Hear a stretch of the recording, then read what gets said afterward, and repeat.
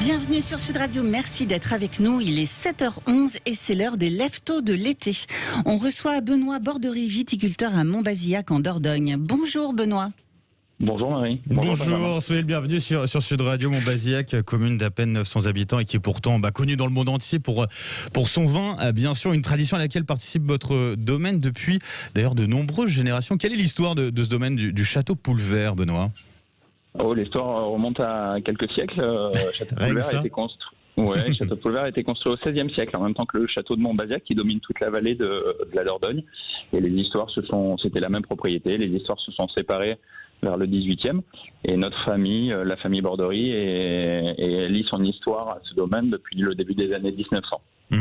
Et donc vous êtes la combienième génération aujourd'hui ?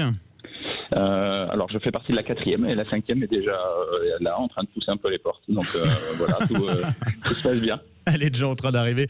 Et alors, ce qu'il faut savoir, c'est qu'avant de rejoindre le domaine viticole familial, vous étiez dans un tout autre domaine, une toute autre aventure. Benoît, laquelle exactement ?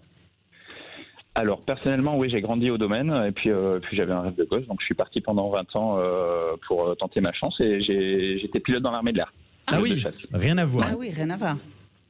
On travaille aussi avec la météo, donc il y a des points communs quand même. C'est vrai, il y a la météo qui joue énormément. Qu'est-ce qui a fait que vous avez finalement décidé de revenir à cet amour familial traditionnel ?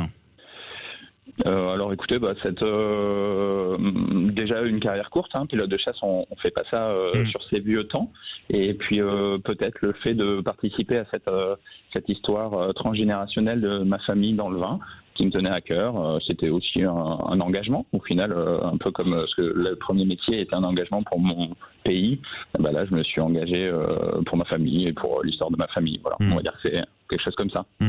Benoît, on vous avait reçu, si ma mémoire est bonne, l'an dernier sur Sud Radio, l'été dernier, avec la mise en place d'apéro Sunset pour mettre en avant votre vin. Ce sont des événements que vous continuez d'organiser cet été ? Le mot est joli, hein ?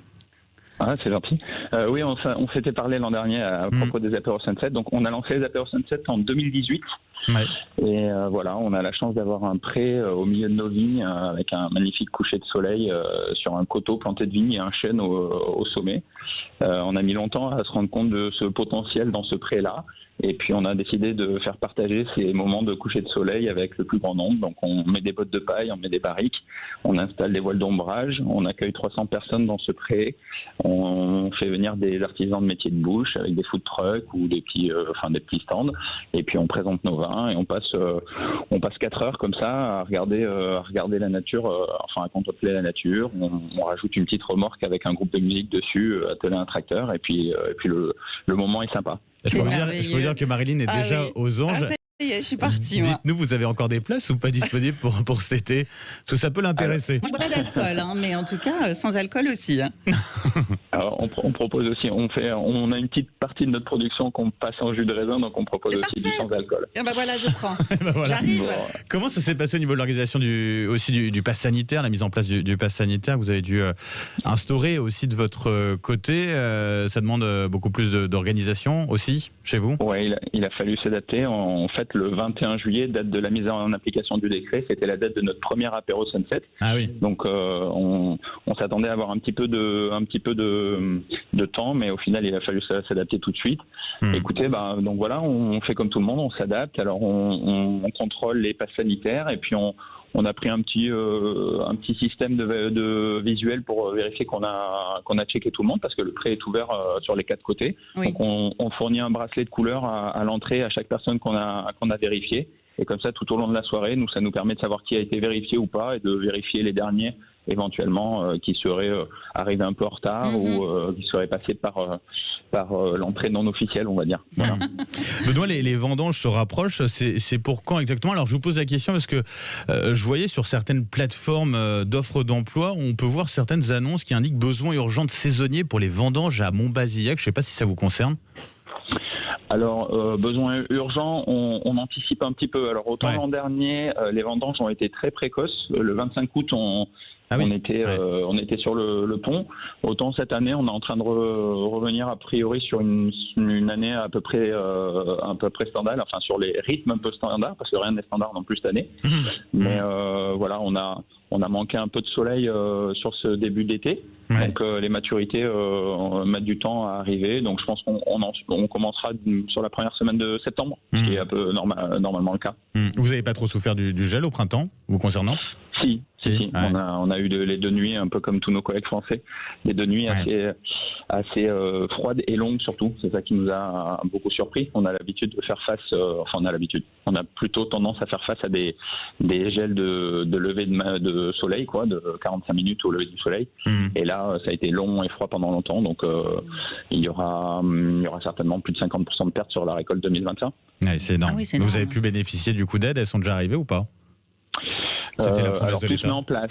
Tout se met en place, mais oui, il y a plein de choses qui se mettent en place et qui, faut pas le voir comme un seul paquet qui arrive comme ça d'un coup, comme tombé du ciel.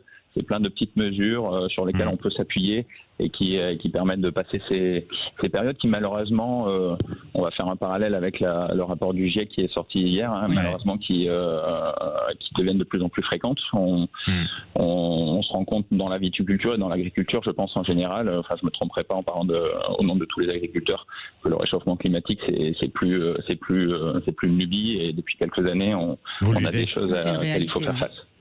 Et j'imagine que forcément c'est une inquiétude quant à l'avenir. Benoît, pour revenir à des choses plus positives, à savoir votre vin, qu'est-ce que vous proposez comme type de vin vous-même ?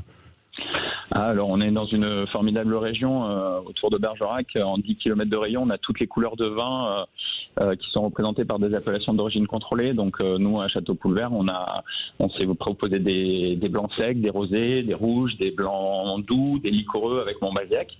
Et Frédéric, mon frère, le maître de chez, est un peu hyperactif, donc on vinifie sous différentes formes. On s'est présenté des cuvées sur le fruit pour laquelle il n'y a que les arômes du fruit qui s'expriment, le contenant était neutre. On s'est proposé des élevages barriques, on s'est proposé des têtes de cuvée qui ont été vinifiées intégralement en barrique aussi. Voilà, donc il y a plus de 12 références à Poulvert chaque année qui sont présentées à notre clientèle. Et il y en a pour tous les goûts et pour tous les budgets. Voilà, et des jus de raisin. Effectivement. Benoît Borderie, je rappelle le nom de votre domaine viticole, c'est le château Poulvert à Montbazillac en Dordogne. Un grand merci d'avoir été avec nous ce matin sur Sud Radio et très bon été à vous.